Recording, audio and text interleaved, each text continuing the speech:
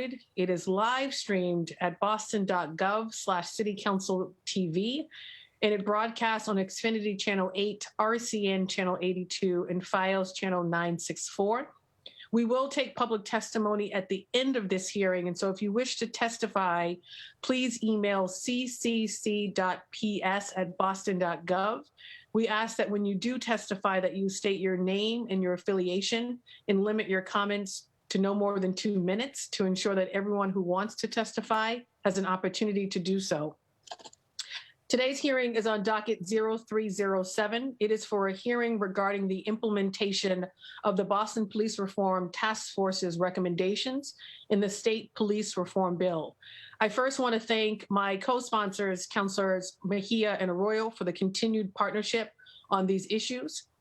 I will say I am deeply disappointed and frustrated that after weeks of notice about this hearing, the administration has not sent any representatives from the police department or any department to participate and answer the public's questions on significant public safety issues.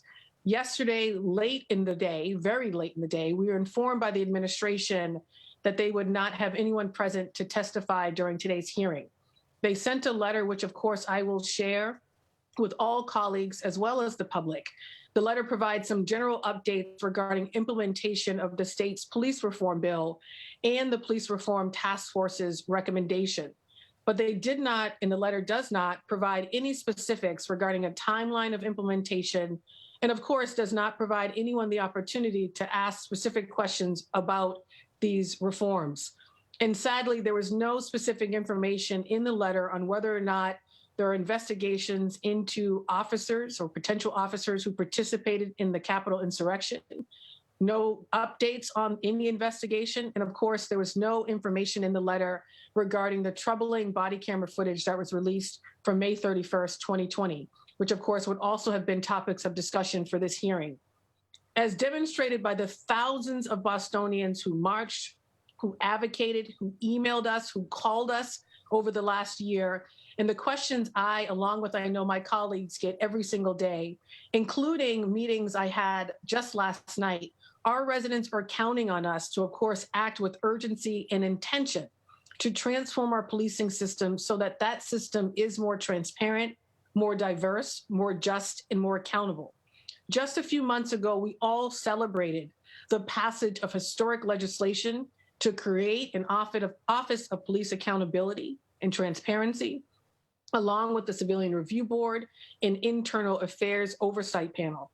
We celebrated the mayor's commitment to adopting all of the recommendations from the Boston Police Reform Task Force. But of course, there is a big difference between commitments and action. Today's hearing is supposed to be about the action the city is taking to implement these historic and, of course, long overdue policing reforms to increase accountability, transparency, diversity, and racial justice in our policing.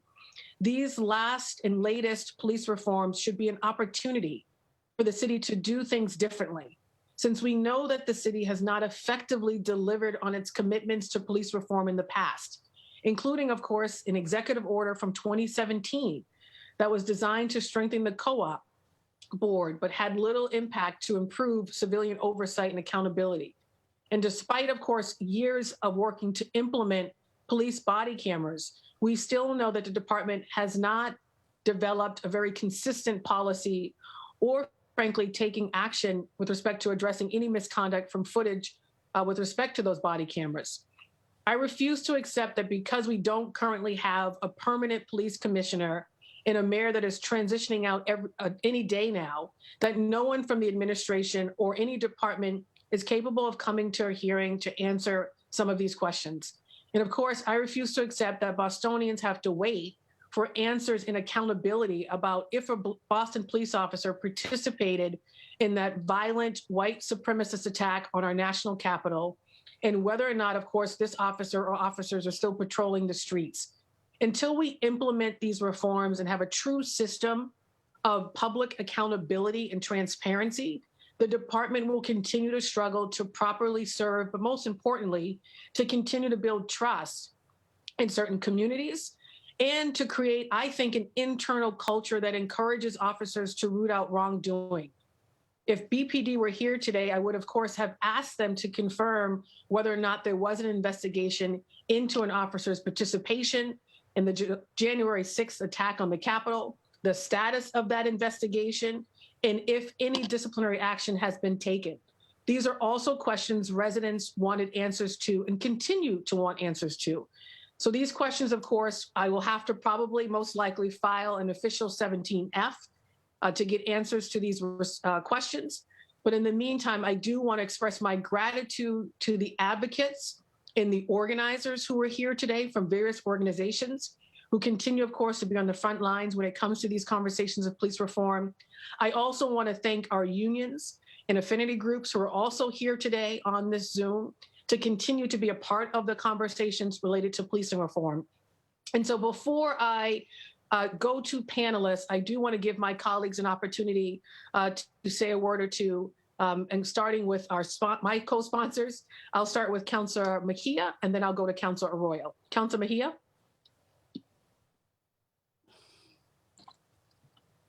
Sorry, I'm here.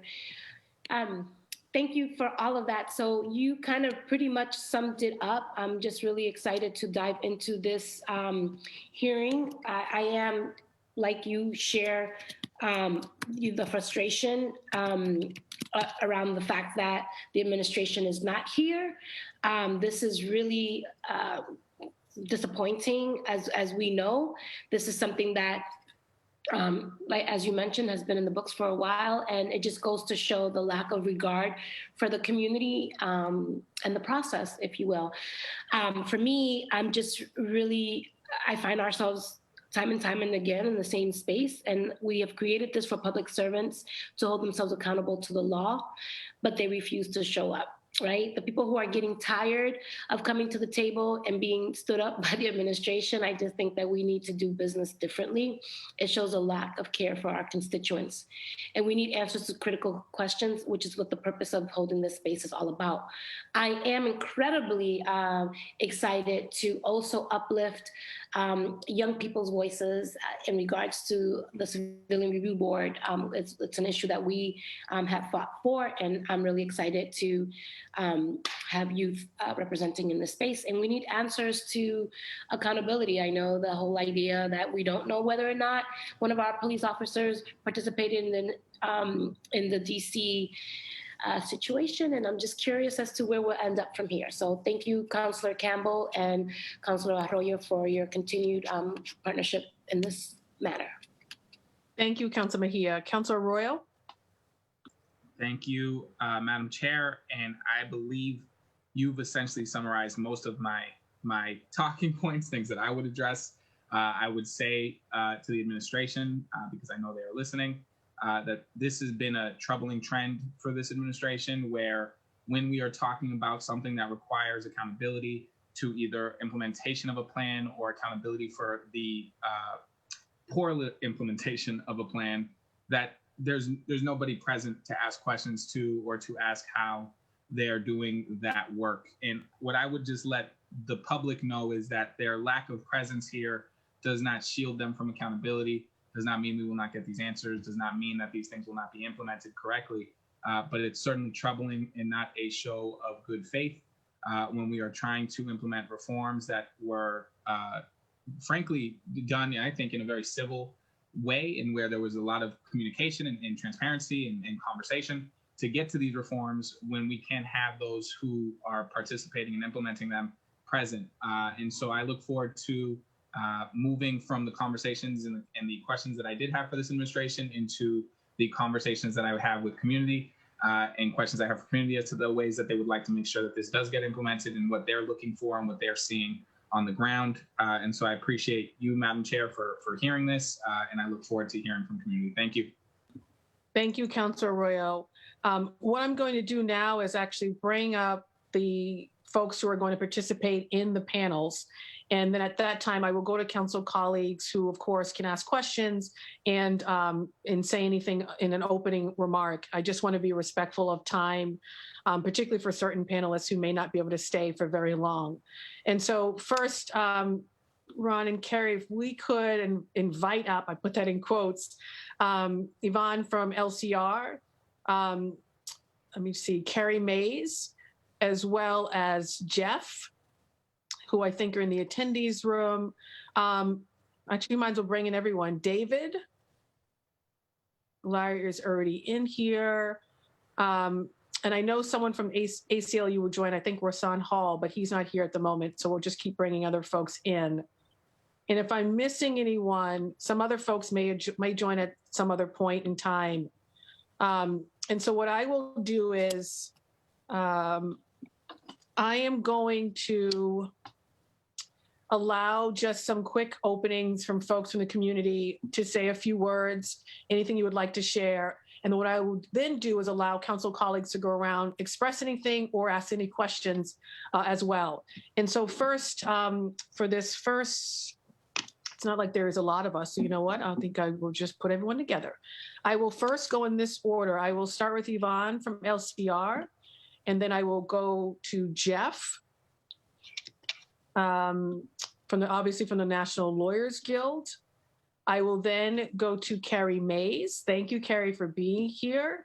I will then go to, I believe, Larry is on, even if you just want to introduce yourself, from the Patrolmen's Association. I will then go to, let me just make sure, David, I will then go to you from Lego. And then whoever I missed, I will continue to add you on. So let's start with Yvonne. Thank you, Madam Chair. It is an honor to be here with you and your distinguished colleagues. My name is Ivan Espinosa Madrigal. I am the Executive Director of Lawyers for Civil Rights. Thank you for convening us today. It is unfortunate that the administration has not produced folks to be able to have a richer dialogue around these incredibly important issues. For starters, the January 6th attempted coup on the Capitol marked a particularly low moment in our democracy and in our efforts for racial justice and police accountability.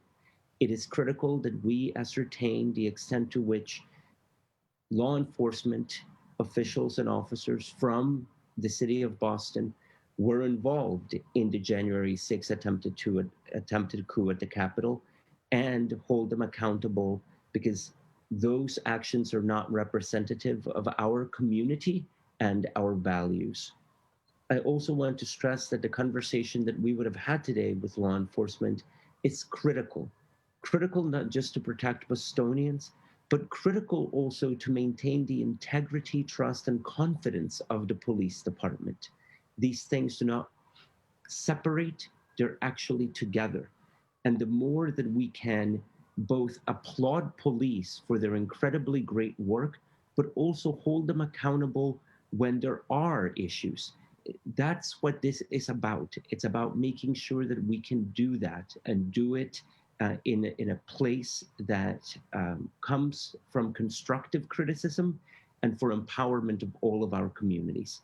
The lack of presence from the administration is disrespectful to this honorable body and to all Bostonians. And I thank you, Madam Chair, for giving us an opportunity to be here today. And I will turn it back to you.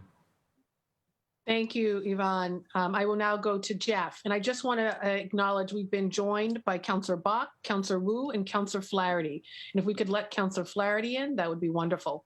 Jeff, I'll turn it over to you. Thank you, Madam Chair. My name is Jeff Foyer. I'm a member of the National Lawyers Guild, the Massachusetts chapter. I want to agree with and second everything that Yvonne has said. As you all know, just recently the state passed a landmark police reform bill, Chapter 253 of the Acts of 2020.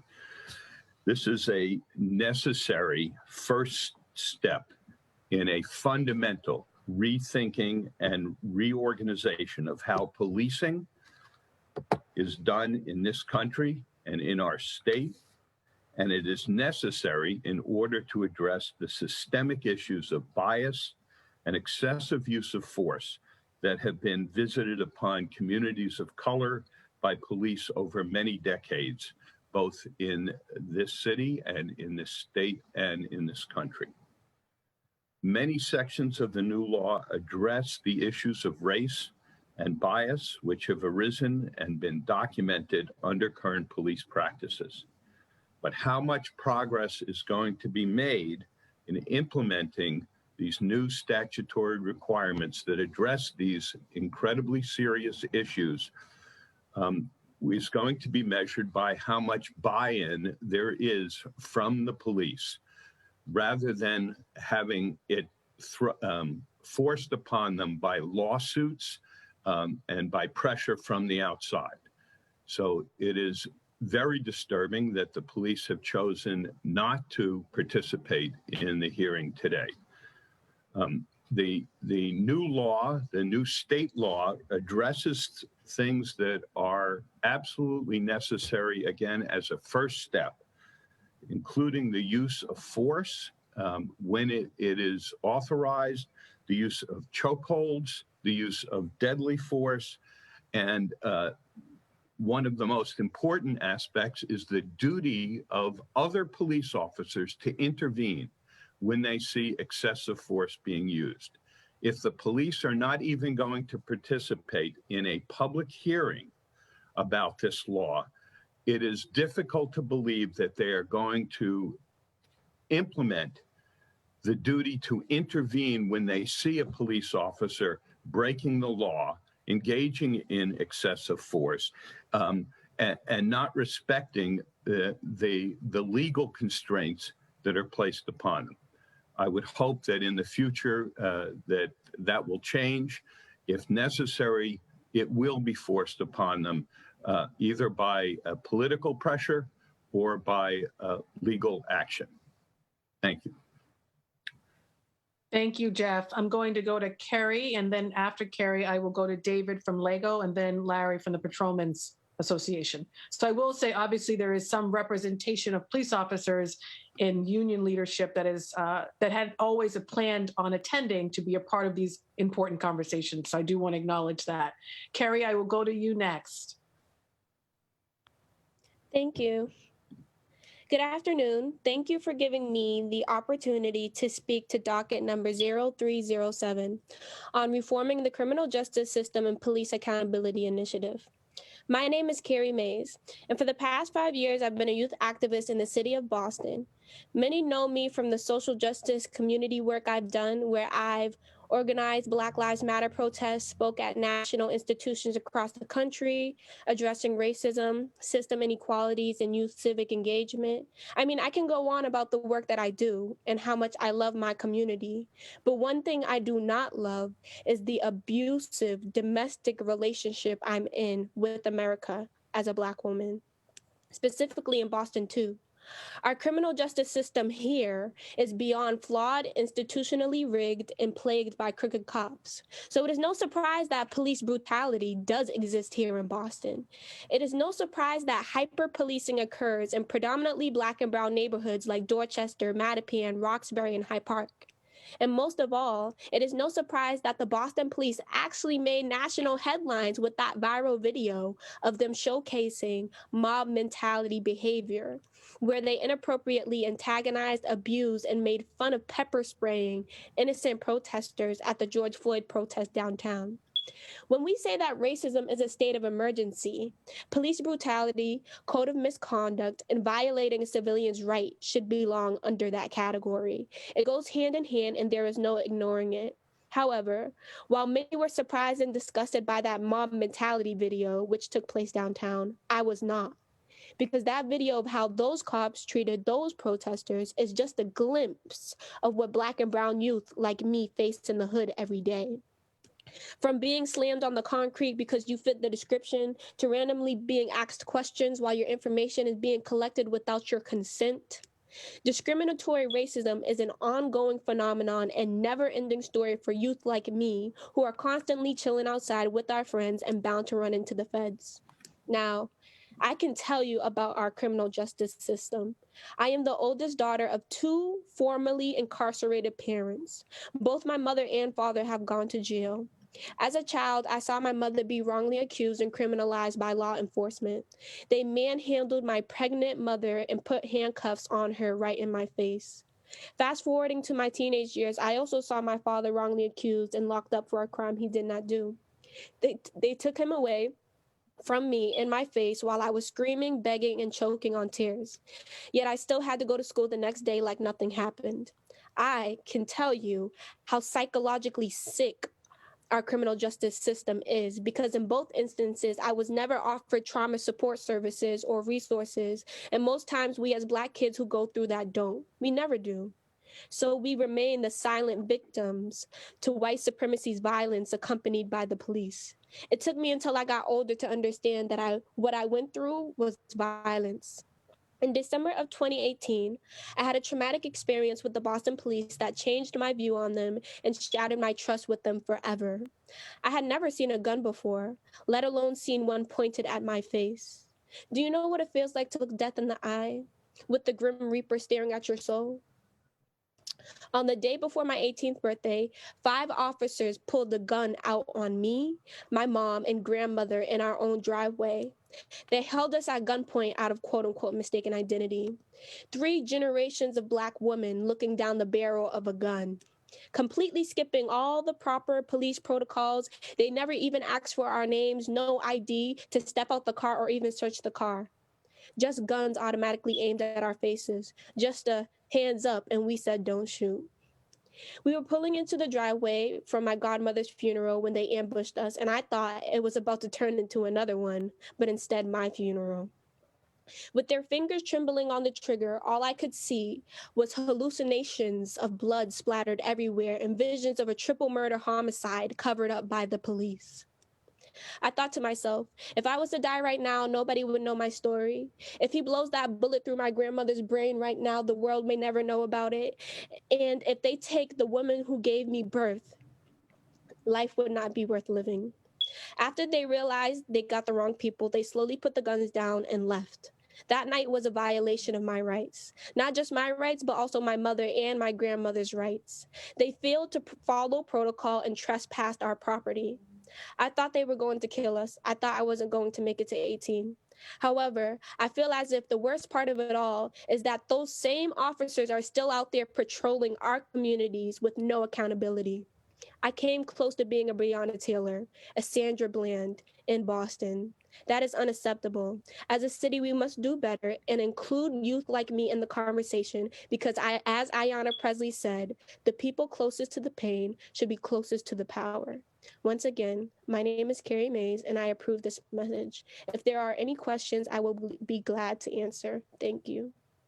No, thank you, Carrie, for being here, for sharing your powerful story, and lifting up why this conversation continues to be critically important every day, and why accountability, transparency are things we still need to do in the city of Boston. So thank you so much, Carrie. I'm now going to go for opening remarks or quick introductions as well. I'll start with David from Lego, and then I will go to Larry. Good afternoon, everyone. Can you hear me okay? Yes, we can hear you, David. Thank you for being here. Okay. Thank you. Good afternoon. My name is David Hernandez. I'm with the Latino Law Enforcement Group of Boston, I'm the Vice Chairman. First off, I want to say thank you to Carrie, and I'm sorry that she had to go through that experience. Growing up in the city of Boston, I've shared similar experiences as a person of color in the city, whether dealing with police officers, both in the state and outside the state. I've had similar incidences, and I've had family and friends deal with that. So, Carrie, I'm sorry that you had that experience. I think that's a perfect example, though, leading into accountability from police officers is that something that definitely needs to be worked on. It's something that we try to do as police officers. I'm a police officer, and it's something that we try to do on a regular basis. And it's not always done. So I can't express how much someone in that scene should have pulled you aside if they didn't and explained to you what was going on or helped you understand or shared an opportunity for you to get some assistance after that, because there are those resources out there, and we need to do a better job of that. When it comes to stepping in, I believe that Boston is doing a better job. I have personally witnessed this on and off the job, police officers stepping in, telling someone to stop. I get that it's not going to be perfect, and it probably never be perfect if we're being completely honest. The lawyer that said it earlier, I'm sorry, I think it was Jeff.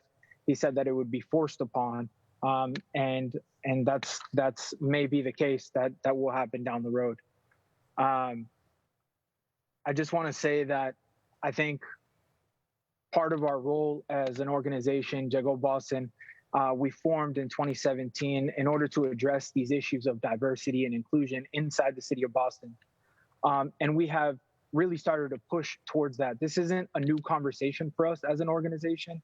This is something that we continue to push forward along with MAMLEO, the Massachusetts Association for Minority Law Enforcement Officers. BPPA has jumped in and helped us as well. And CVPA and the Jade Society, we've all been working together to help diversify Boston in ways that we can. Jago Boston created a program called the Pre-Academy Training Program back in 2019. And what that was basically an a program that was developed to assist inner-city students, specifically people of color, to become police officers. What we were finding was that many people of color were struggling to go through a police academy for a number of different reasons. But with that being said, we have successfully put on 2 programs since then. And, we're at about 75% people of color in each of our classes. And then in one of our classes was 50% women, and then in our other class was 65% women. And I'm proud to say also that out of all those people that have gone through Boston Police Academy, through State Police Academy, through university academies, and other outside agencies, we are at 100% success rate. So this conversation of diversity and diversifying our departments, it's not a new conversation. I can't stress that enough. I think that Boston, its employees, its police officers really understand that, especially the ones of color that have been fighting this fight for a very long time. And I'm proud to say that we're making traction with organizations like Jago that are really trying to make the difference.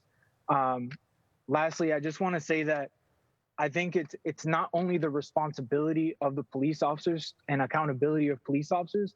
I also think it's on our communities to help diversify the police department. And what I mean by that is that we need to change the conversation. I think as people of color, having growing up in areas like Jamaica Plain, Roxbury, Rosendale, I know that in communities of color, we oftentimes tell our community members not to be police officers, don't snitch, all this stuff. But in reality, we need to be changing the conversation. If we want our people to be in positions of police officers so that they can be representative of our communities, then we are responsible as leaders. Everyone on this call is responsible as a leader of the community to step out into the community and say, you know what, we want you to be a police officer because we want you to be a peacemaker. Not necessarily a law enforcement officer, but a peacemaker, because that's what we want. Ultimately, that is the goal that we want as a community, our police officers to be peacemakers. And if we continue to push this narrative that all police officers are mad, that all police officers aren't doing the right thing, then I'm going to tell you right now, we're not going to get anywhere. But if we change the conversation and encourage people to be part of the change instead of saying that everyone is bad, then we can get a lot further. So I thank you for your time. I'm willing to answer any questions and look forward to hearing more. Thank you, David. I'll now go to Larry really quickly, and then I will then go back around to my council colleagues. Good afternoon, Councilor. Can you hear me? Yes, I can. Okay, thank you. Just checking. I apologize about my screen. I'm having some computer issues here, as you see. But I'd like to thank everybody for inviting the Boston Police Patrolmen's Association here. You are correct, Councilor. I know we've had other conversations prior to this about the BPPA being included. We represent the 1,600 odd patrol officers that answer the 911 calls on the street daily.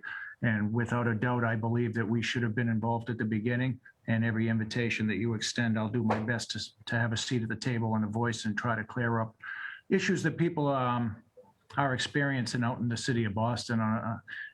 It's awful to hear these stories, but I also have to say publicly that I think my membership, the men and women out there daily, are doing a great job It's not to say that people aren't experiencing what they say they're experiencing on the street, but I don't read about Boston police officers in the paper being accused of things that may happen in other parts of the country. So I just want to be on the record saying that our men and women are doing a great job on a daily basis. And I'll echo what Dave said quickly. The organizations that he spoke of, Lego, MAMLEO, CVPA, Jade Society, everyone, they're all members of the Patrolmen's Association or the Detectives Benevolent Association or the Federation. And we do an outstanding job daily trying to represent the citizens of Boston and the visitors that come into our great city. So I'm happy to be here. Counselor, thank you for the invitation, and I'll stand by and listen. And if I can assist, I'll do my best to do so. Thank you. Thank you. And just a reminder, the goal, of course, was to have unions, the department, the administration, of course, council colleagues, organizations on the ground, constituents, residents engaging in this conversation. And I know that the majority, if not all the questions, were for the administration on updates and status. But I do want to turn it over to my council colleagues. If you want to say a word or two, or if you have questions for any of the panelists, that's fine. So I will first go to Councilor Flynn, and then I will go to Councilor Braden. And then I'll take a quick moment to go to Harrison Clark, who I think might be on for public testimony, and then go back to council colleagues. Councilor Flynn? Thank you. Thank you, Councilor Campbell, and thank you to the sponsors for filing this hearing. Looking forward to, I know some of the leaders throughout the city provided updates. So looking forward to hearing more about the proposal, the recommendations. And I guess I just had a question for David. And thank you again to all the participants that have provided excellent testimony. Just wanted to thank David and acknowledge the role the Latinx, Latino minor officers are playing in our city. When I go to community meetings, the first people that are often testifying are the community service officers.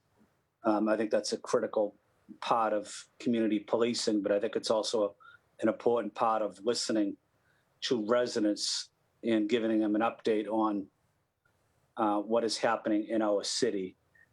Just wanted to ask David, what are we looking for going forward in terms of your advocacy in working with MAMLEO and working with the Boston Police on outreach to communities of color in terms of recruiting for Boston police officers? And I know we have made some strides recently, but just want to see what your thoughts are. Yeah, absolutely. So thank you for that question. Right now with Boston Police, JAGO has a really good working relationship with them. They invite us to every, Michael Gaskins, who is the diversity person for the department, invites us to all the events that they're gonna hold for incoming recruits. So we have an opportunity to share our organization and share about our program, the PAT program, the Pre-Academy Training Program. So we're already starting off there. We do also on social media, we share all of our information. Additionally, other agencies from outside of Boston, like the state police, have inquired about helping create a program to help diversify the state police. One of the facts that I recently found out that I had no idea prior to one of our female students going to join the state police, they had only had 9 women of color in the history of the state police. And one of our women that went through our JAGO program is now one of those women. I think she made the 10th one. So that's a number we're very proud of. And she comes back to join us, and we're working with the state police, like I said, in order to develop a program for them that works for them in the future. So there is a lot being done. It's a slow process because it takes some manpower, and all of JAGO's students, or excuse me, all of Jago's instructors are all volunteers. Every single one of us volunteer our time. No one gets paid for anything. So I think the hardest thing is just getting the manpower to get out there and help instruct these students. But with that being said, that's the pre-academy training portion of it. Additionally, we work with the community, creating programs of helping our Latinx community know their rights. And we're hoping to expand that and working with MAMLEO and the BPPA and the Jade Society as well, so that we can then inform the rest of the community. Thank you. That's good information that you provided. I had the opportunity to work with MAMLEO and with the Jade Society, trying to do a little bit of recruitment in the Asian communities of Boston, with Captain Fong from the Boston Police, who just retired but did an excellent job. But again, just want to say thank you to the panelists for being here, for your advocacy, for the Patrolman Association for being here, for your work, and with the residency and my colleagues as well. Thank you, Councilor Campbell. Thank you, Councilor Flynn. I'll quickly go to Councilor Braden, and then if Harrison has any public testimony, then I'm going to go to my original co-sponsors, Councilor Mejia and Councilor Royo. Thank you. Councilor Braden. Thank you, Councillor Campbell, and thank you to all the panelists for being here today. This is a hugely important conversation that will be ongoing for many. Hopefully, we can make progress, and I'm very encouraged and excited to hear about the work that the Latino law enforcement officers are doing in terms of trying to diversify our police force. My history, I come from Northern Ireland, and the troubles there were, a lot of it was the police force was predominantly Protestant and police Catholic communities. And part of the peace process was to diversify the police force and ensure that the Catholic community was represented in the police force to a greater extent. Police forces anywhere should represent the community that they serve. So I'm really excited about this work, and I'm also excited by the concept of officers being peacemakers. In the Republic of Ireland, the police force is called the Gardaí Síochána, which means the keepers of the peace. So I think changing the framing of what police work is about, and stepping back from a militarized, more approach to policing in our communities is critically important. So I really look forward to continuing this conversation and learning more about the work that you're all doing, and hope that we can continue to keep the conversation going and make the change that needs to happen. Thank you. Thank you, Councilor Braden. Harrison, do you have any public testimony? Hello. Yes, there's a couple of things that I would like to share. Okay. If you want to just quickly state your name for the record, and if you have any affiliation you want to share, and the floor is yours. Awesome. So, hello, everybody. My name is Harrison Clark. I'm 21 years old. I am a college student in Boston. Also, I work with Teen Empowerment in Boston Community Action Team. I just wanted to share an event that happened to me around last year, same time in the winter. So I was meeting a friend after work, and it was, just a regular day. And I was excited we were going to grab lunch, get burgers at the Shake Shack. And when I got off my shift, I, went to my friend's car. I saw he was visibly shaken up. So I asked him what was wrong, because he seemed just petrified. And he told me that on his way from Brockton to the city, he was pulled over on the highway in Boston and surrounded by at least 4 or 5 police cars with weapons drawn, and he was forcibly taken out the car and put in the back seat. His vehicle was a rental because he had an electrical issue with his previous car. Little did he know that the rental that he had gotten from the dealer was involved in some criminal activity that he had no affiliation with. He served in the military, he's a very upstanding citizen, volunteers, all that good stuff. And the description they're looking for were two black men in the car.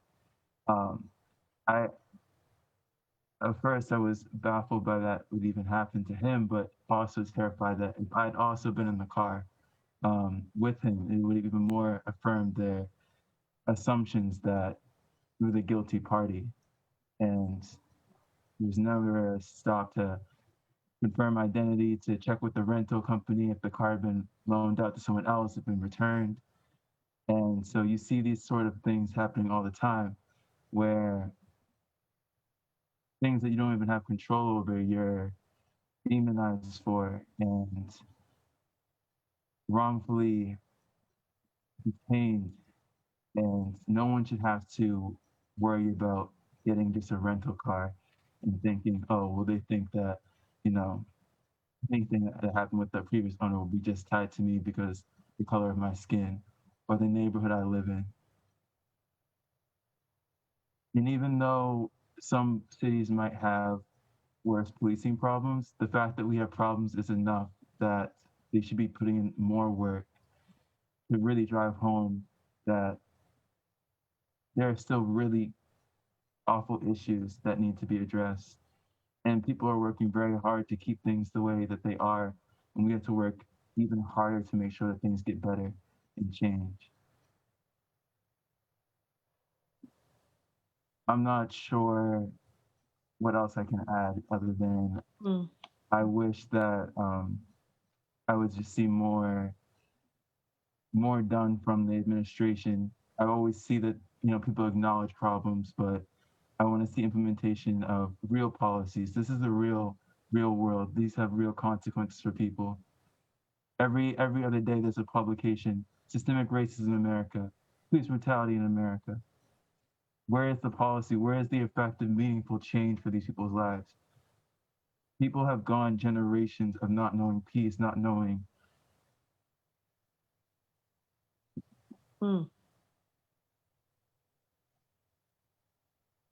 Are you still there, Harrison? Yeah, sorry. No, keep going. It's beyond powerful. Keep going, if you like. I just like to say that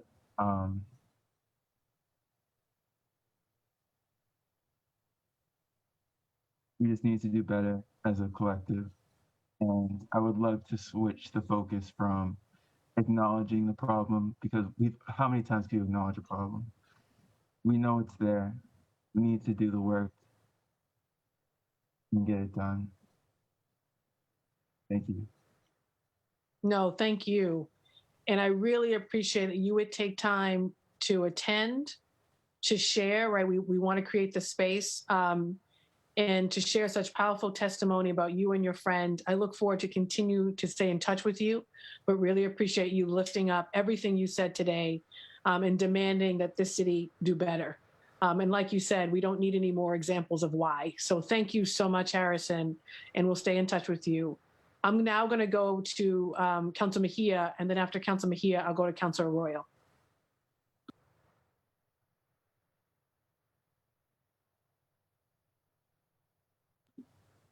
Oh, I think we're.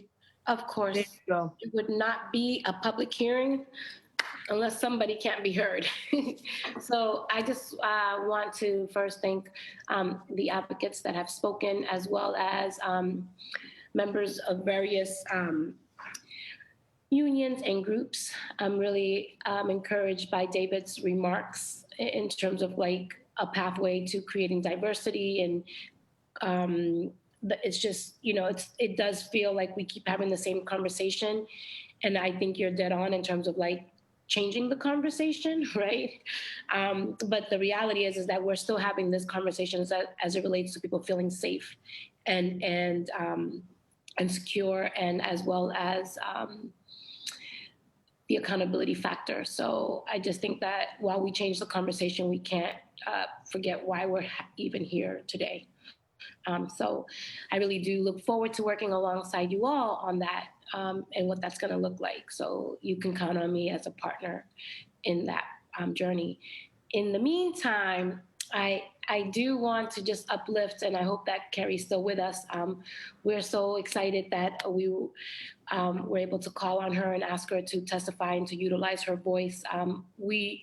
As you know, when we were talking about the Civilian Review Board, we talked about how important it was to have youth representation. And I think her testimony really speaks to, in Harrison as well, what it looks like when it's young people who are at the forefront dealing with these realities. So to have that youth voice is so incredibly important. And so my question is specifically to Carrie.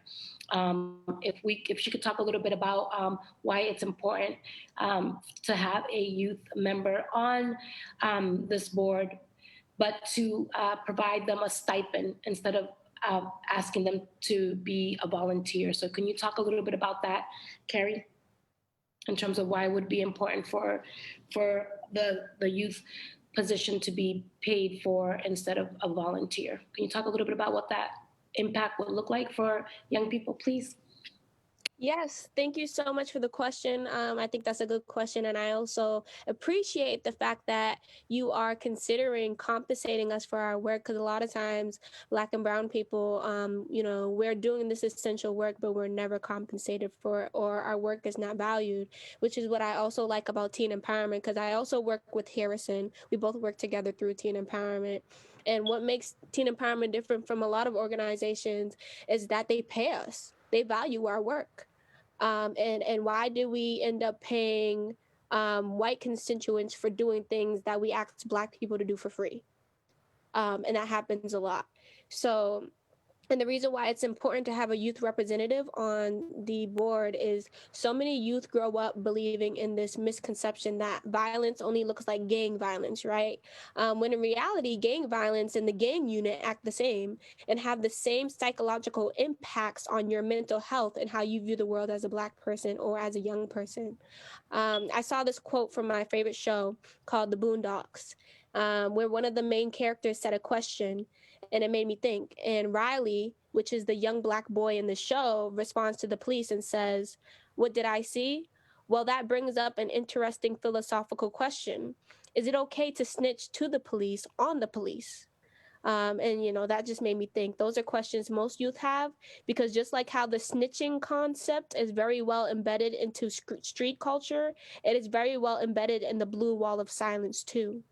And it's time that our city creates a reliable police accountability board that is inclusive of young people, and it ensures that, and usually when people are getting paid to do something, they have more of a commitment to it. So yeah, that's why I think that young people should be a part of the conversation. And also, how is the conversation going to be about them? But them is never in the conversation. I say that all the time. So bringing young people to the conversation will be more of a accurate reflection of how our city needs to be. And it also reflects who are the civilians. The civilians that are being impacted by these encounters with the police are young people as well. So why not have the people who are impacted on that board? Thank you for that. And now you all know will be running for office one day. Okay, but we're here right now. I would love for Yvonne, you are definitely also a thought partner with us in this work, and really do appreciate how you always show up. I'm curious, from a lens of a lot of the things that we have been seeing around immigration, and the interactions with those who are undocumented. Just curious if you could talk a little bit about kind of the importance of that accountability. What are some of the things that we need to hold ourselves accountable to when it comes to issues of folks who are undocumented? Thank you, Councillor Mejia. You are absolutely correct. There is a deep intersection between law enforcement and immigration enforcement. That is an entanglement that is incredibly dangerous, because if witnesses and victims of crime think that they will be turned over to immigration if their immigration status is discovered, that chills their ability to come forward to report crime and to help resolve crime. And so in that manner, any connection between law enforcement and immigration enforcement must cease.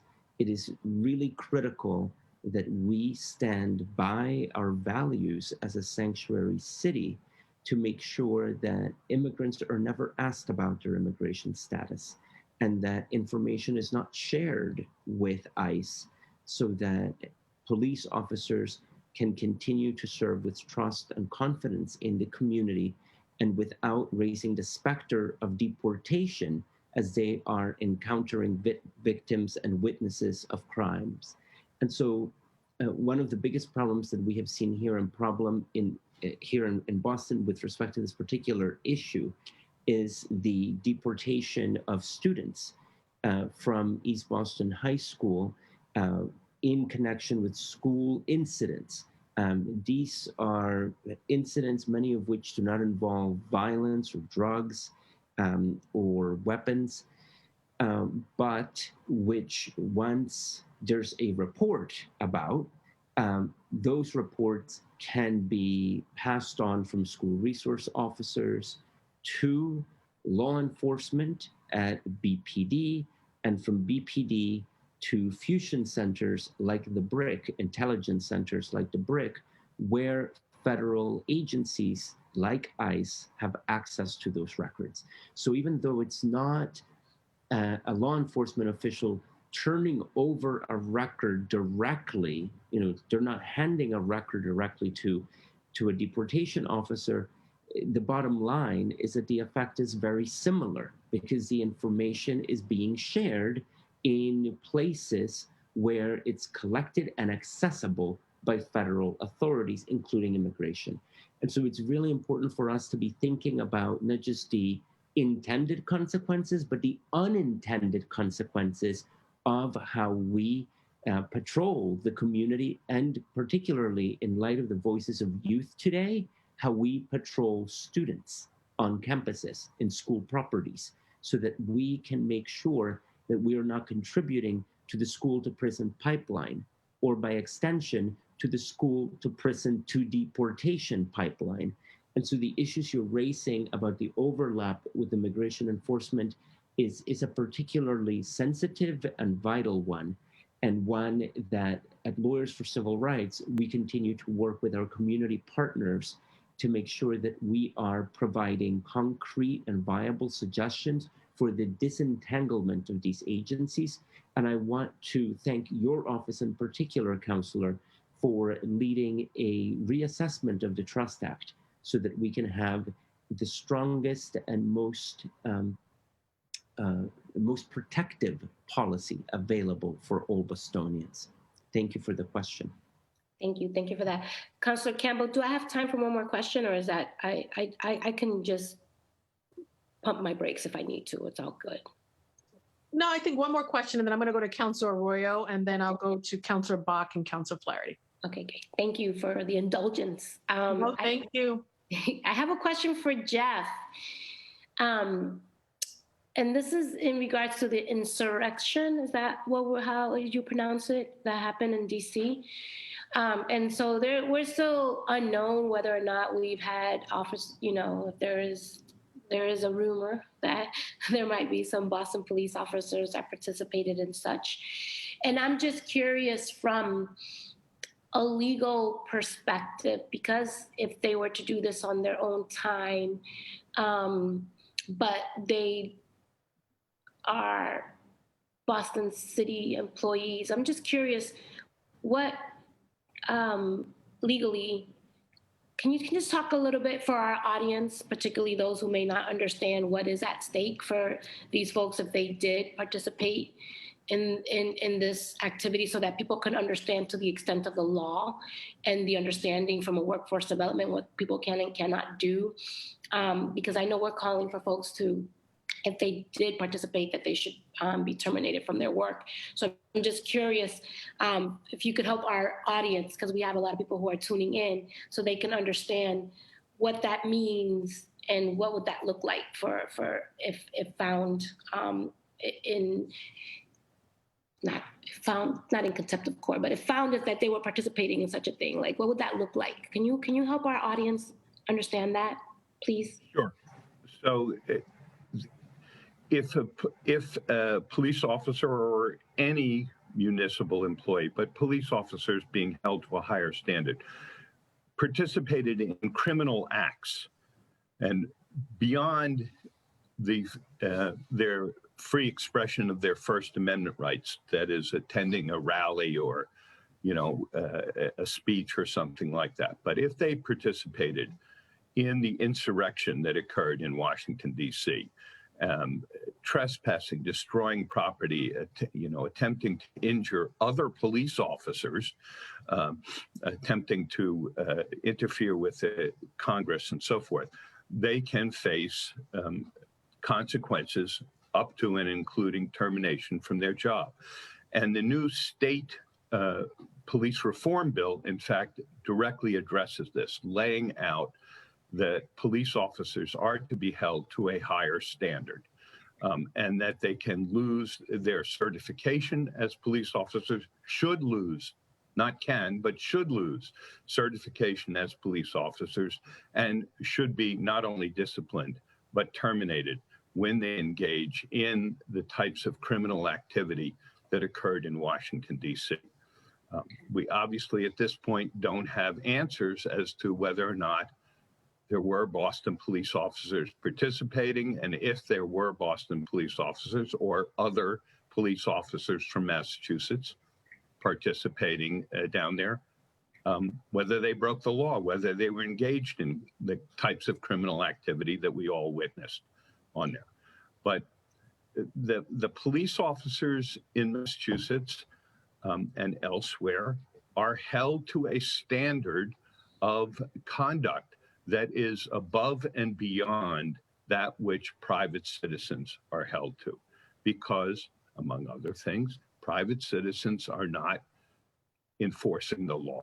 Private citizens don't carry clubs and guns. Private citizens don't have the ability to arrest other people. The police do. And if they are going to have that kind of power and that kind of responsibility, then they have the obligation to conduct themselves in a way that is completely within the law, both legally and morally and ethically as well. Thank you so much for that. And thank you for educating our audience, because there's a lot of chatter out here in regards to, who do we think we are type of situations and enforcing that. But thank you for breaking it down for those who have any questions as to why we're calling for such. So thank you so much for that. And thank you, Councilor Campbell, for allowing me to have extra time. Thank you. No, thank you, Councilor Mejia. It's just fine. And now I'm going to go to Councilor Arroyo, but I have to say this, when listening to Carrie, but also Harrison, I believe, it just stresses, obviously, the urgent need for not just accountability. We've been talking about that for so long, but to get this OPAT office, Civilian Review Board, set up immediately and funded appropriately, so that folks have a place to go. It's one thing to come to our hearing, for us to listen to these concerns, but so that folks have a place to go to truly get some sense of accountability. And the reason I raise that too is because as I turn over to Councilor Arroyo, who has his own powerful and personal testimony, I couldn't help but think about that when these other two young people were testifying. So I just had to say that, Councilor Arroyo. Sorry. You have the floor. You get it. And I think we all get it from a personal space as to why this accountability apparatus is so critically needed and important. But in turning it over to you, I just had to lift that up because it was very triggering, to say the least. Councilor Roy, you have the floor. I think you are muted. Yeah. The button that's usually there to unmute wasn't there for some reason. Thank you, Madam Chair, and thank you to folks who shared their stories today. That's not easy. As the chair alluded to, I also publicly shared one of my stories. The truth is that story involved the state police, but I had others, unfortunately, that I could have chosen from, of growing up in this city as a man of color, going to Boston Public Schools and having interactions that were less than professional and frankly, incredibly harmful And so as I do this work, and as I think others do this work, my focus is on trying to ensure that others don't go through similar situations. And if they do go through similar situations, that there are methods of accountability for officers who engage in that kind of behavior. And so for me, I'm incredibly disappointed that the administration isn't here, because a large amount of my questions were going to be focused on how they intend to implement. We fought for these reforms. Now that we have these reforms, the implementation is incredibly important. And so Yvonne and Jeff, you're both here. Larry, as well as David, I appreciate you being here. And so my questions for all of you, and I'd start with Yvonne, then Jeff, and Larry and Dave, if you have an answer for this. What are the aspects of the implementation, which frankly, I'm not even sure where the city totally is on implementing these things, but the aspects of implementation, when you look at the reforms that we have, what are the places where you say this is incredibly important that we get this right? This is where we have to focus our attention. This is the part here that we really need. And for me, that question is both for Yvonne, Jeff, and Larry, and David. I know that Mamleo was at the table for these reforms, I believe, but I'm not certain that Jago was there. But in terms of just what we've got on paper, what we've signed into law, with that, what are we trying to ensure, most importantly, gets implemented in that step? If there's something we have to prioritize, if there's something we have to look at, what is that for you? Thank you. Thank you, Councillor Arroyo. There are many critical pieces of the task force recommendations and the state's police reform legislation that need to be implemented. So I echo the sentiments you just described. I'll hone in on just one or two of these pieces. One is, and I will here lift again what we heard from Councillor Campbell, who said it's one thing to have people who've been affected by police violence to come here in the incredibly powerful and inspiring way that Carrie and Harrison have done today. But it's a very different thing to provide them with an actual formal mechanism where they can submit a complaint and have that complaint investigated thoroughly and have a decision made as to the validity, the merits of the complaint, and by extension, what appropriate course of action should be taken against the officers. And so obviously there are going to be instances that are not corroborated. And that could be for a variety of different reasons. But the important thing is that the investigatory process needs to have teeth. You can't just have an advisory body. And it cannot just be aspirational in the way it is looking at these critical elements of transparency and accountability. And so a body that can have the authority to address, investigate, and provide remedies for complaints of misconduct of the type that we have even heard here today is critical. And the second piece that I will mention briefly is also that this is an ongoing conversation. Even the state legislation recognizes that by creating a number of different committees that will work on making additional proposals over time.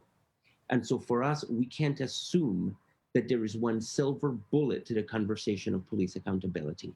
We have to keep the issue alive and continue to have conversations to make sure that the solutions we are implementing work for what we are seeing on the ground. And so I would suggest that even as we set up accountability mechanisms, that we are able to continue having this conversation through the city council, through City Hall and other bodies, so that we can fine-tune things that are not working right. And so leaving the issue alive is critical so that we can provide remedies and course correct as we continue on this journey to making sure that law enforcement officials are being more transparent, respectful, and that they're actually doing their job in the service of community and not against community.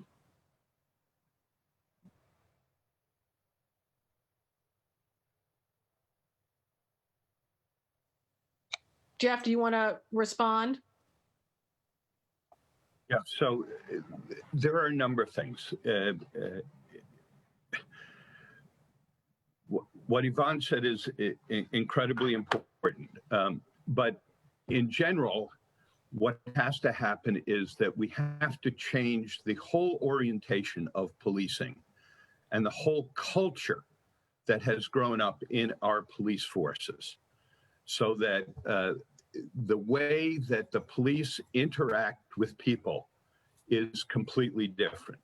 One of the things that the new state police reform, the police reform bill that covers the whole state, says is that people have a right to bias-free policing. And that's a fundamental right that needs to be enforced. And that's going to require a great deal of education, training, and diversity in our police forces, and a continued dialogue with the community, between the police and the community. And there are two specific things in the state police reform bill that need to be implemented immediately. I mean, there are many things that need to be, but I think there are two of them that are two of the most important in terms of changing the culture of the police. And the first of these is that the police have to have, and the state law requires this now, training programs which are designed to teach them about de-escalation and specific things about how to handle emergencies and complaints, particularly with people, victims, witnesses who have mental illnesses, substance abuse problems, or anything else. And that they have to learn to use that the first response and the way for the police to think is to think about de-escalation and to use the least intrusive means for reducing and preventing harm to the people that they are serving. And there are specific things that they need to learn, and that program is required now, that kind of training program, but it has to be implemented immediately so that we begin to get out of the view of many police officers that when they're called to a scene, everyone is a suspect, everyone is a possible enemy, everyone is a possible danger, and think about rather how they can serve people, de-escalate situations, and provide safety to people as opposed to harm to people. That's number one. Excuse me. The second thing, which is changing the culture of the police department, is that the state law now requires police officers who witness other police officers engaging in excessive force to intervene. They have to intervene, and they have to report a fellow officer to their supervisors if they witness that officer using excessive force. That doesn't happen. There's this blue wall of silence. We've seen it in movies, in books, in documentaries, in investigative reports, everywhere, that there's a blue wall of silence. That has to change. It has to be that the police are responsible for and accountable to the public, not to each other. And in terms of that, they have to follow the new law that requires them to intervene and stop the use of excessive force by other police officers. And if they don't do that, that they will be held accountable for not intervening. They have to report it when they see these incidents of excessive force. And if they don't do that, that they will be held accountable for it. And that the culture is that that's the right thing to do, that that's the good thing to do, not to stay silent in the face of those kinds of incidents, and not to cover it up, and not to be loyal to the blue wall of silence. So those are the two things in the state bill that will help to change the culture and the orientation of policing in our state. It's a step forward, but it has to be implemented and it has to be emphasized. Without that, if it's just a law on the books, that's not going to change anything.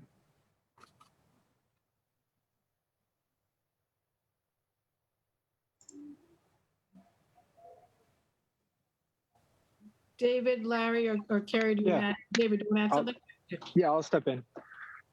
So first off, I just want to say thank you to both Jeff and Ivan for sharing those thoughts. I first want to touch on the topic of culture and policing. So prior to becoming a police officer, I will admit that I wasn't a big fan of police officers. Like many people on this call, I share my own story of police brutality, where my father was choked by a Boston police officer when I was a teenager. That was one of the many reasons that I chose to get into policing. So everybody handles a situation like that in different manners. My choice was to become a police officer, so I didn't allow these types of things to happen. So Jeff, to answer what you're saying about how that's going to change in policing, people like me already exist in policing. There are people like myself who have dealt with police brutality growing up, that are people of color, that are people that are Caucasian, that are white, that have gone through police brutality in their own ways. I know because I'm a police officer and I've interacted with them.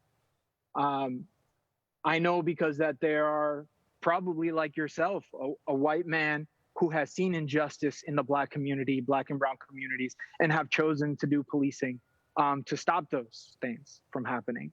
So I guess I know that from the outside, it may seem as though that it's not happening at all, because the news, as you guys all know, especially the ones that are in the political space, know that the media will twist your words very quickly and twist things to make it seem worse than it actually is. And I will say, as a police officer for the last almost 10 years, there have been, I can count on my hands, maybe 2 incidences where I have seen a white police officer, specifically a white police officer, do something that has crossed the line. And I have seen another white police officer step in and tell them essentially to, excuse my language, but cut it out, right? So I guess I will say that the culture is changing. It is a matter also of older generations of policing leaving, because in the academy, we are taught to de-escalate situations, what we call in the academy verbal judo, right?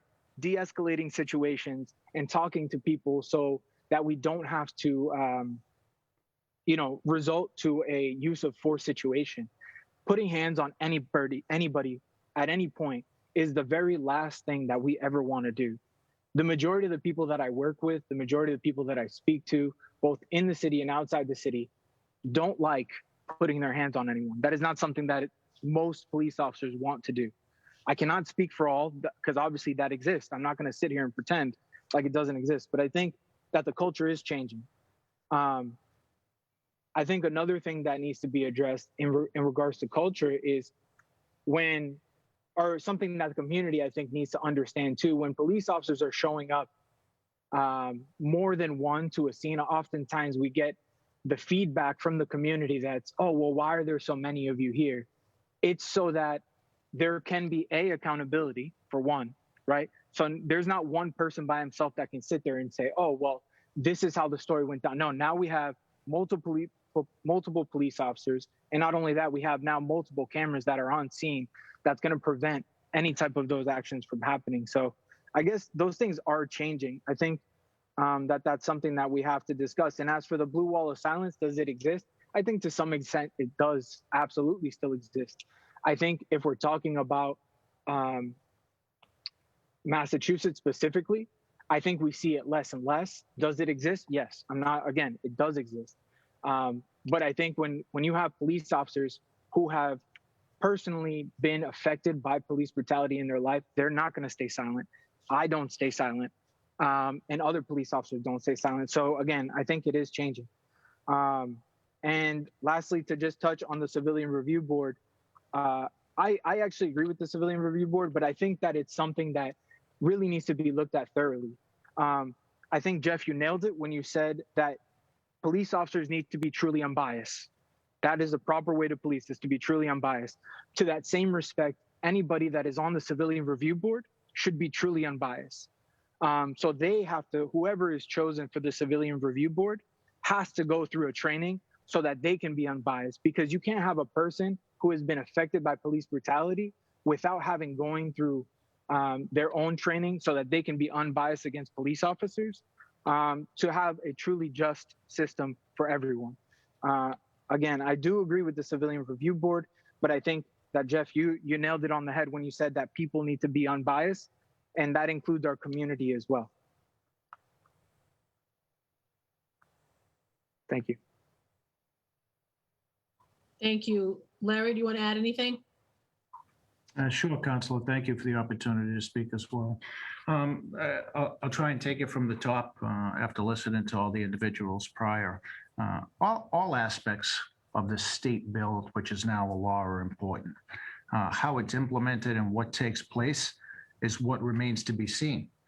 We don't know, but time will tell on what aspects of the bill are effective or ineffective. I noticed the word being thrown around an awful lot over the last few years as the bill was debated on Beacon Hill, and even as Jeff was speaking, this term of de-escalation. I've been a police officer for over 25 years, and I can tell you that they've been teaching de-escalation probably before I went through the academy. And it's pounded into our head at every level of supervision, regardless of what district or unit you work for within the police department. De-escalation seems to be thrown around quite easily like it's a new concept. I assure you it's not. Every police officer that shows up on the scene is thinking before he or she gets there how to de-escalate a situation if this happens or if this happens. So to say that de-escalation needs to be taught and act like it's a panacea for changing police actions on the street that's just a falsehood. That's to make people feel better. I suggest for everybody here, all the elected officials that are not police officers, the attorneys that are on this panel that were not police officers prior to becoming attorneys, if you really want to see what would be true change for policing, I suggest you take a ride along with a police officer in the most busiest sections of the city, any night during the week, preferably Friday, Saturday, Thursday night, and see what it actually is to receive that 911 call at 2:30 in the morning. And you arrive on a scene and there's kids crying, adults crying, maybe a car scene, maybe a domestic. And you may get a better understanding as to what the job actually entails. And you may have a more appreciative stance when you talk about police reform. And I don't mean to sound overly aggressive, but at one point, one of the two attorneys talked about making changes for the better for the department, that police officers should be here to protect the community, not work against them. I assure you that after my long time on the job, every Boston police officer that I've worked next to or that I've observed is here to protect the citizenry. They're not working against them. I can assure you of that. Can we do our job better? Sure we can, just like any profession can do their job better. We are all about training. As the president of this union, I can assure you, through my 7 years in the leadership at different roles, all I've done is advocate, whether it be on Beacon Hill or at City Hall or within our own department, for more training. Training is what makes you better at your job. But lately, all we hear is defunding. I hear more often than not, we need to take money away from the police department. We need to defund the police department's budget. Well, again, I'm taking a realistic point of view at this, and I hope you do too. Training takes money. So if you really want to train better police officers and make changes that we would say new training is going to provide, then we should be putting more money in the budget, allocating it or earmarking it for training, and you may have better results. So I'll end with this. I'm very thankful to be part of the conversation finally. Councilor Campbell, thank you very much for bringing me to the table with this invitation. I would love to be part of further discussions. I think most of you had said that we need to have realistic discussions. There's things that we can do together to make policing better. And I agree with you. But in order to make that happen, you need to have police officers involved in those conversations, involved in the decision-making process. It cannot be non-police officers that are going to make that decision or that determining training or certification and decertification by themselves because they have no experience in that arena. So again, I thank you. I tried not to go too long, Councilor, and for all the councilors that are here, I'd like to extend my thanks once again for those of you who voted for the officers that have been 100% disabled. They truly appreciate it. The needs for their family are great. Thank you, Council. Councilor Campbell, Thank you, Larry. Well, I'll just say, yeah, one second, Councilor. I'll just say thank you, Larry. I agree with you. I think officers absolutely have to be at the table with respect to these conversations. I don't agree with the defunding or the reallocation piece, but I can talk about that in a minute. I do want to go to Councilor Arroyo. For anything else you want to add, Councilor Arroyo, and then if Kerry has anything to add before I go to Councilor Bach and Councilor Flaherty, since it's getting a little late. But go ahead, Councilor Arroyo. Yep. Thank you. And I'll make it quick. And for me, I just want to address one of the things I heard there about de-escalation being some panacea or that we've trained it forever. And all officers think that, and they've been trained through it, and further training, is we're fooling ourselves or whatever that is. The reality is the experiences that I've had, the experiences that people on this panel have had, frankly, the experiences that Officer David Hernandez has shared, and the reality that we see these instances on the force, what I am hearing, and I'm trying to figure out if this was the intention, is that de-escalation is not new for the officers conducting that behavior, that they've been trained in de-escalation and they're choosing not to do that. And so I guess the question for me here is if the focus is that, it's not a new idea. We've done de-escalation. We train in de-escalation, and we're still having instances where officers are choosing to be excessive in their force or excessive in their manner or unprofessional. Then it sounds to me like the problem is not a training issue, and that requires a different solution. And when we're talking about, officers censuring or disciplining other officers and being at the table, what I know to be true about that in BPD is that officers of color are disciplined in a way that is different than officers who are not of color for the very same offenses. And that data was painstakingly put together by the Boston Globe. And so if we're seeing discrepancies in both FIO stops and how the community is being treated, but we're also seeing discrepancies on how officers are treating other officers of color, then I would speak to this kind of as a cultural problem, not necessarily a training problem. And so those are the things that I'm looking at. It's not a gut feel thing. It's a statistics and what we're doing with those statistics and what we're doing with that data. But if the argument is that we've already trained de-escalation for all these officers who are behaving in this kind of behavior and it's not sticking, then that's a different conversation entirely. And so, I appreciate everybody's presence here. I appreciate Officer Hernandez's candor. I appreciate Larry Calderon, who I believe is also still currently an acting officer. So thank you very much for you being here. Thank you, Jeff, and thank you, Yvonne. Thank you. Carrie, do you want to add anything before I go on to Councilor Bach? Yes, please. Thank you. Yeah, go right ahead. I agree with what Arroyo said. I also think that all of our perceptions of reality is influenced by society in some sort of way. And especially if you have not grown up in the city of Boston or in one of those specific neighborhoods of Dorchester, Roxbury, or Mattapan, some officers, because I used to actually work with the officers. I have facilitated and hosted police youth dialogues and community police dialogues through teen empowerment. And what I've heard from some officers is that their perception of reality has been skewed by racial biases unconsciously. And that happens a lot.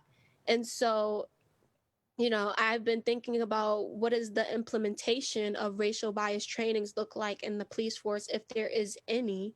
I'm not sure how that process goes. Also, I don't think it is a issue of training and de-escalation because kind of like Councilor Arroyo said, it is obvious that there is discrepancies and there's differences in how officers of color are being disciplined for the same offenses that white officers are.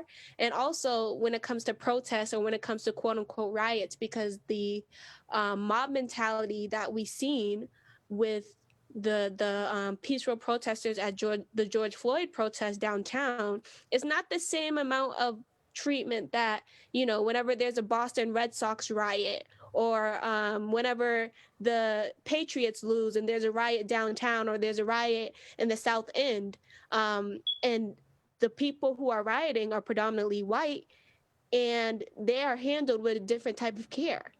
And a different type of de-escalation there. And so there is differences that I'm seeing between the protests and a lot of Black and brown protesters being treated differently when it comes to de-escalation versus when, a riot breaks out because the Red Sox lost in South Bay and, they are treated with more care down there. So I just wanted to point that out. And if that's the case, then what do we do about that?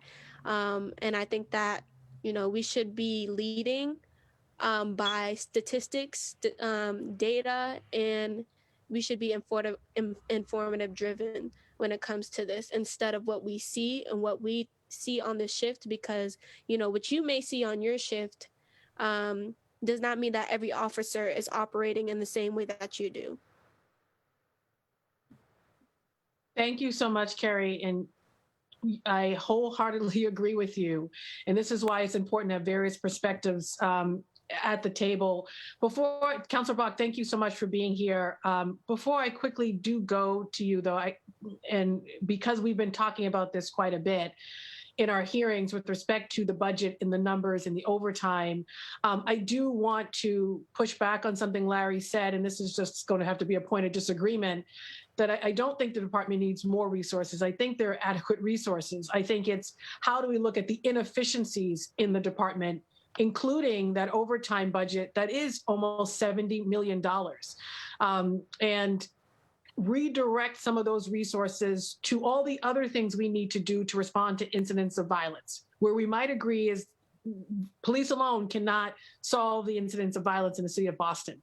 We have to address mental health, trauma, poverty, all of the other things that are equally important and that do not currently in our city budget have the resources that are necessary to solve for those issues.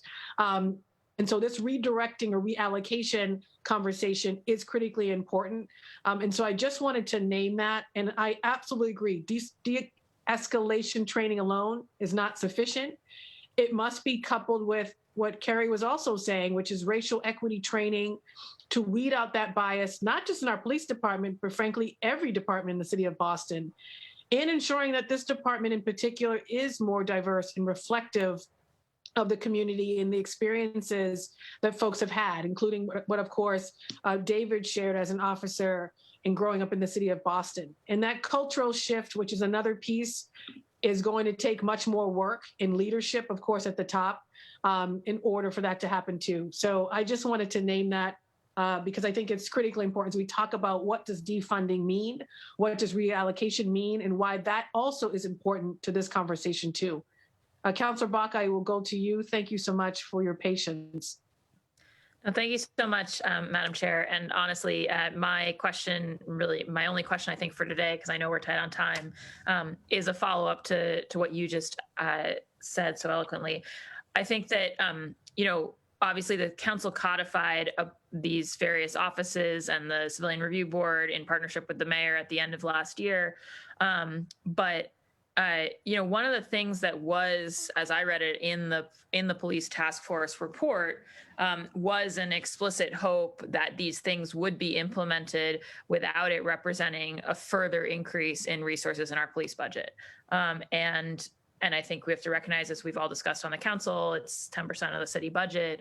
Like you just said, there's a lot of other needs, and frankly, needs that are that are critical to asking our police officers to do appropriate police work and not to be beyond that, trying to solve social issues that are better solved on a civilian side. And so, because the task force reform report actually pointed towards that hope that in implementing this, we would not be sort of adding new resources, but instead looking exactly to that reallocation point. I was wondering if, because I'm the budget chair, if any of, well, we've got all of these advocates and folks thinking about this challenge on the call today, if anybody wanted to speak to sort of specific things that you hope, when we talk about implementation of these things that the council's passed, what are the things that you're going to be looking for when that city budget comes down, right? So where, like, what critically needs to be staffed, what feels like, there's going to need to be some development resources, or sort of what are kind of the questions, if any, that you have hovering in your mind about, whether when we're looking at a budget in a couple of months, it's going to reflect what we need to really effectively implement these reforms or not. I would be curious to hear that today as an input for all of us who are going to be considering the budget soon enough. So thank you, Madam Chair. That's going to be my only question. Thank you, Councillor Bach. Does anyone want to respond?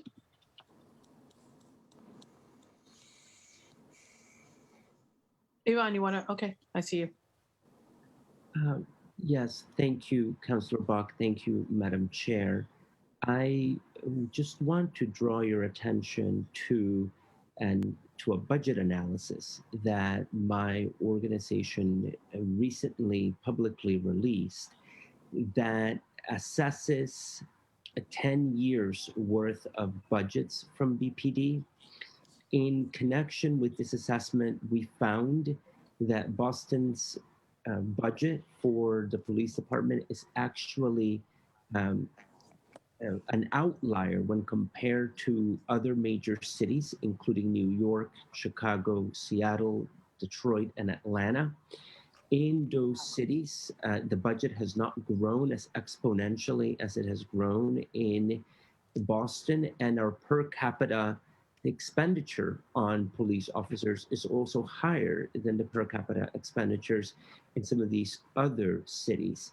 And so I put this out there not so much to identify a particular line item, Councillor Bach, but more to emphasize a point that Councillor Campbell made, which is there are already a significant amount of resources that are going to BPD. 2/3 of those resources are dedicated to the Bureau of Field Services, which engages in traditional police enforcement activities. Meanwhile, bureaus like the Professional Standards, which is dedicated to investigating police misconduct, or the Bureau for Professional Development, which provides training, or the Bureau for Community Engagement, which builds community relationships, all have minuscule budgets compared to analog police departments in large metropolitan areas. And so when you think about the budget, I would like to put that out there, that there are specific dedicated bureaus for professional responsibility, for professional development and community engagement that all should be robustly supported, but that the resources are already quite extensive compared to other cities. And we would be happy to provide the report to the entire City Council so that that can be taken into consideration as we enter into budget season. Thank you, Councillor Bach. Thank you, Ivana. Yeah, and I had a chance to look at that report. And I think to your point, I mean, a couple of comments on that. One is just that Councillor Campbell and I are also co-sponsors on a different hearing order about our police contracts as policy documents. And I think the disproportionate growth in Boston's department budget compared to other budgets is heavily driven by that. by the kind of contractual arrangements over the last decade. So that's something I totally agree with you. We have to really be looking at seriously when we think about kind of making sure that proportionately we're stewarding resources responsibly and thinking about all of our civilian departments. And I think, and I'll just say, I think another thing that we're going to need and that we pushed for last year is much more visibility into subline items within those bureaus. Because I think, you know, you guys are stuck when you look at it as an outside group, and frankly, we're stuck even as counselors looking at a very bird's eye view thing. So, like, for instance, I would say, like, I think there's one note in the report about the Bureau of Professional Development, like, going down last year, but it's actually a function of the fact that a couple of cadet classes graduated, and so their salaries are shifting from professional development to field services over the course of the year. But the problem is like, if all we have is that professional development line, we can't tell that. And also, frankly, we can't tell what other training things and things related to implementation of these accountability measures are actually being done. So yeah, I appreciate you guys for doing that, and just wanted to tag in to say, I think one of the things we're going to need is a lot more detail in order to know what this implementation really looks like. So thank you. Thank you, Councillor Bach. I'm going to quickly go to Councillor Flaherty, because I know we probably have 20 minutes left. And then I saw that Rasan Hall joined from ACLU. So I'll go to you, Councillor Flaherty, and then I'll let Rasan just say a few words before we wrap up.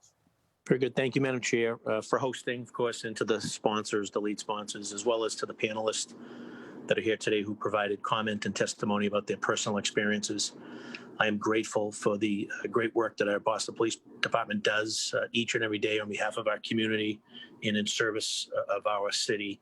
And to some of the panelists' points, there have been many young people, community groups and civic associations, advocates, et cetera, who have identified a range of concerns that,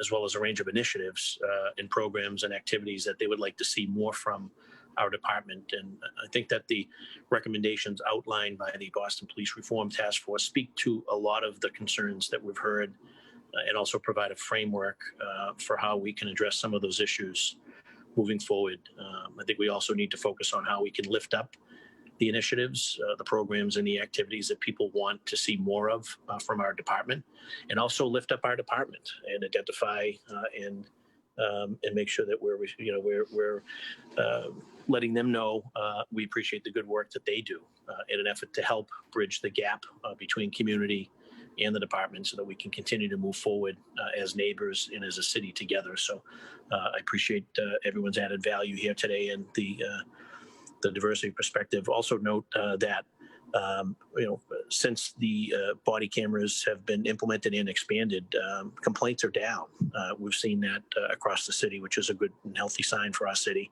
And we also continue to be recognized nationally with respect to our community policing model. So again, are we perfect? No, absolutely not. No one's perfect, quite frankly. There's no perfect police officer. There's no perfect city councilor.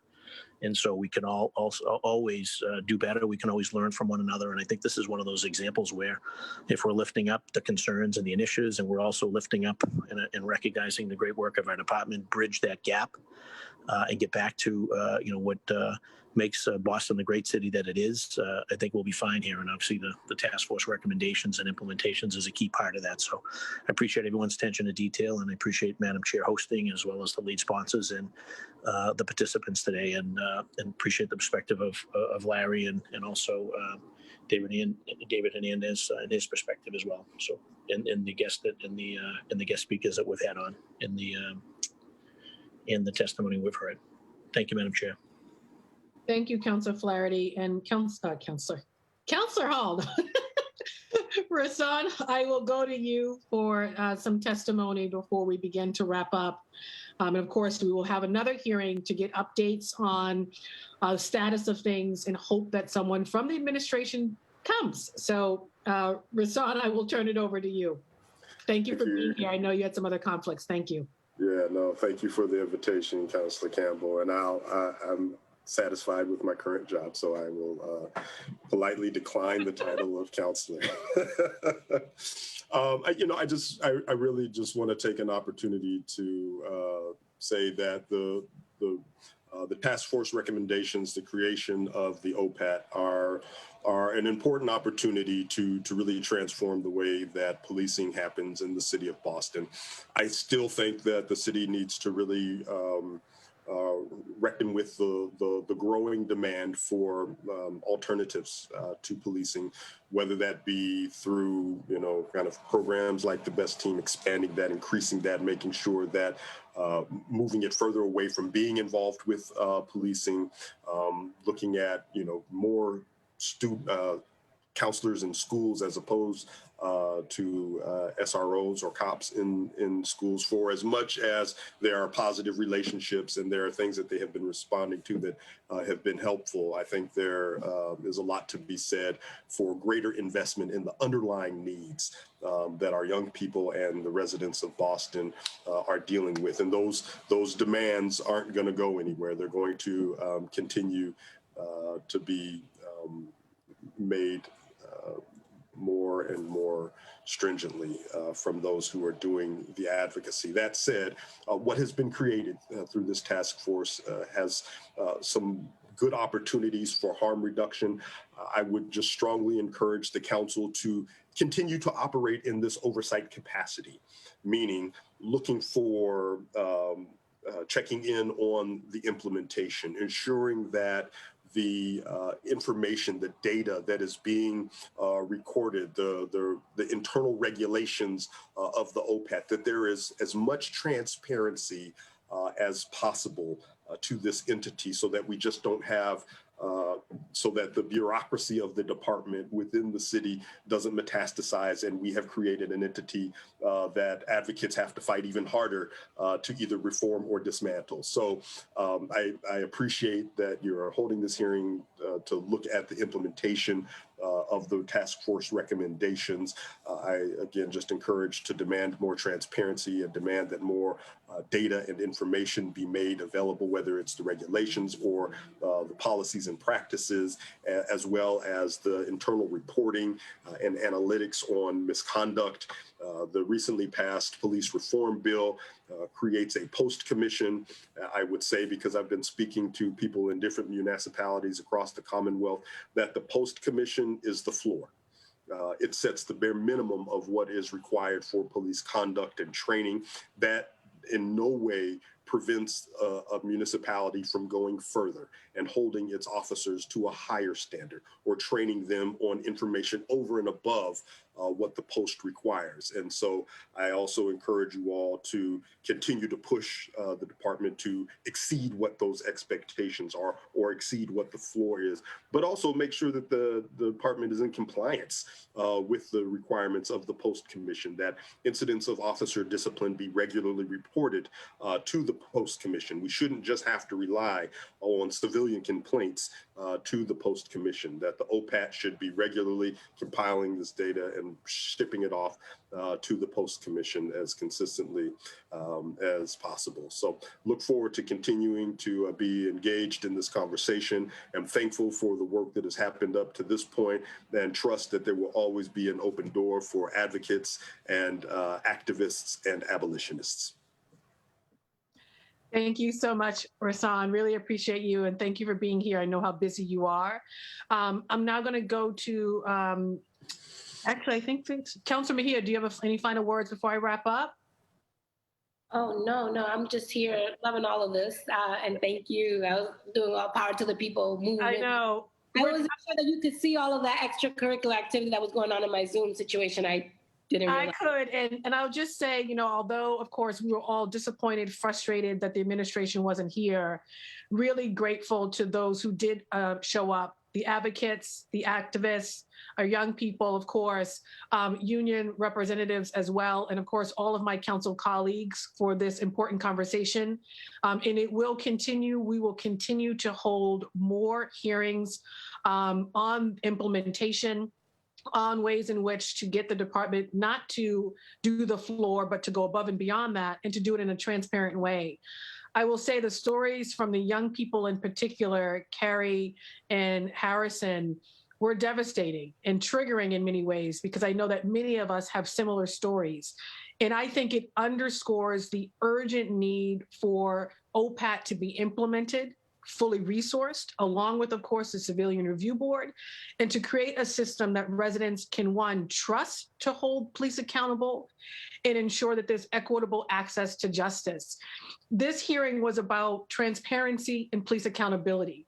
Holding public hearings in meetings is also what the OPAT is supposed to do. It's a key piece of that legislation, which is why it's really disappointing that the administration did not send anyone. Because if we are going to implement that fully, we have to make sure that transparency and accountability are the guiding principles of that legislation, and that public hearings are actually a regular occurrence done, whether in partnership with the council or, frankly, alone by the department, to give folks the information they need on progress and what the department is doing to respond to our residents' concerns. I do specifically plan on filing a 17F with respect to the investigations that are happening as to whether an officer or officers participated in the insurrection on the Capitol, because we continue to get questions about that. There was a suggestion or comment at some point that the department was actually doing an investigation, but no one knows anything else. We don't know when that investigation happened, what's the scope of it, the results, the timeline, and again, continue to get questions specifically on that. So we'll be filing that for the next council meeting. And of course, we'll continue to have conversations and hearings on these particular topics. Again, thank you to my council colleagues for being here. Thank you to all of the advocates, the organizations, the panelists, our young people as well, for participating in today's conversation, for sharing what you think the city needs to do better. And we will keep you posted on the next conversation, where, of course, we hope that someone from the administration will join us to answer all of our questions. So thank you again. Thank you to Ron and Kerry on central staff who are behind the scenes making sure that this happens. Thank you also to my Chief of Staff, Ellie, for the work in organizing this hearing. It doesn't happen by accident. Everyone continue to remain vigilant and take care of yourself. COVID is still out here. Get vaccinated, but also take care of yourself. Stay safe and healthy, and this hearing is technically adjourned. Thank you. Thank you all. Bye, everyone. Bye.